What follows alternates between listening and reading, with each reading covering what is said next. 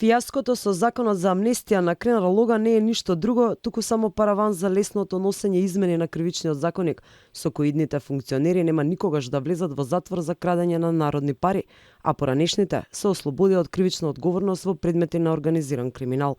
Со оглед на тоа што амнестијата не помина, а измените на КЗ како Алва пројдоа во парламентот, министерот Лога на прашање на Алфа дали се чувствува изиграно е дециден.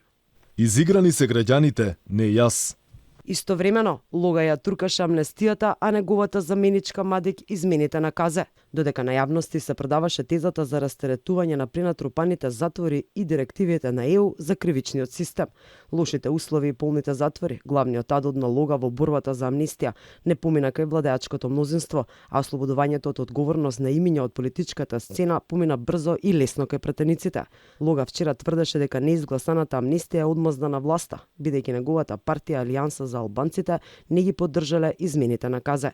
Јас ја гледам ова како одмазда за неподдршката од моја страна и на мојата политичка партија за измените на кривичниот закон. Но факт е дека на власта не и беа потребни 8 гласа на Алијансата од каде доаѓа Лога за да си ги изгласаат измените. Туку обратно, нему му беа потребни гласовите на владеачкото мнозинство СДСМ и ДУИ за да помине амнестијата. Инаку, амнестијата не ги опфаќа осудените за 27 април, а ги опфаќа помагачите осудени на доживотен затвор за злосторството кај Смилковско езеро од пред 10 години.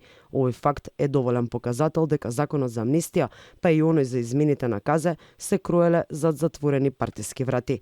Кренар Лога е упорен и најави втор обид за законот за амнестија. Каква иднина ја чека неуспешната амнестија зависи од евентуален политички консензус од страна на сите засегнати страни.